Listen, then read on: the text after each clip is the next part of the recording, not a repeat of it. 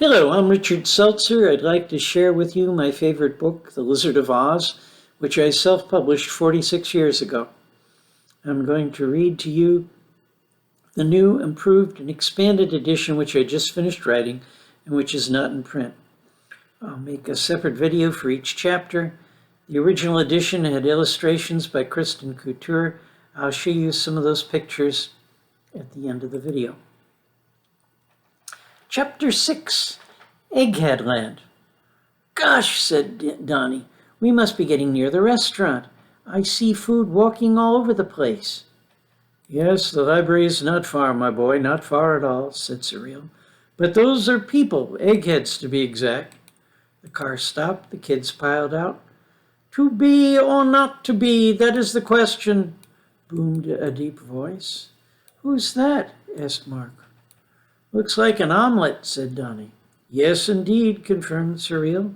That's Omelet, Prince of Denmark. The others are cheery, sunny-side-up eggs, or hard-boiled, or soft-boiled, or scrambled. Who's that leaning against the wall? Asked Gano. He must be the saddest egghead in the world. Surreal explained. That's Humpty Dumpty. He's in the dumps right now, really depressed. He's in love with a wallflower, that light blue one, up there on the wall. He and she were sitting up there for years, never paying attention to one another, just watching people go by and reading stories. Then one day, by accident, they got to talking, and Humpty fell for her, fell all the way down to the ground. And when he soon saw that he couldn't climb up again, he was all broken up about it. That's where he sat ever since. Kevin and Eugene, don't climb those trees, called Miss Shelby. Linda, see? This is no time to go wandering off. Timmy, get off that wall. But Timmy stayed on the wall and walked up to the wallflower. Can I take it home? He asked. He was ready to reach out and pick it. No, Timmy, said Miss Shelby. This is a very special flower. She has thoughts and feelings just like you and me, and it wouldn't be right to hurt her. You're so nice to protect me, said the wallflower. But what's the use? I was just a quiet little flower before I met Humpty. I was too scared to say a word. All I wanted was for nobody to pick me or step on me. And since I was on top of the wall, not many people walked near me. And since I was homely, not many people would want to pick me. And the homelier I was, the safer I'd be.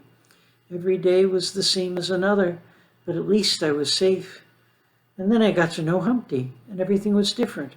I came to life and started to talk, and more than anything in the world, I wanted him to pick me, even if it would be the death of me.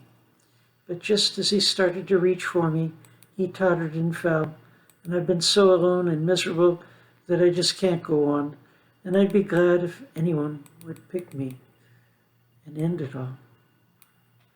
I wish I could help, miss, said Miss Shelby, but I've never read anything about how to cheer up sad little wallflowers. I've got an idea, said Kathy. What is it? Asked Miss Shelby. Kathy whispered to her and then to Mr. Sherman. By now the whole class could hear Mr. Sherman. Brilliant, my dear, brilliant, Mr. Sherman exclaimed. Kathy, lead the empty flower pot head over to the wall. Watch out now, Kathy, warned Miss Shelby. Remember, he can't see where he's going, and if he trips, he might hurt himself. Mark, Eugene, fill that empty flower pot head with topsoil, ordered Mr. Sherman. Timmy, dig up the little blue wallflower very gently. Be sure not to hurt the roots. Soon they planted the little blue wallflower in the flower pot. Then Cindy poured in some of the water from the fishbowl. Suddenly the pot head started staggering.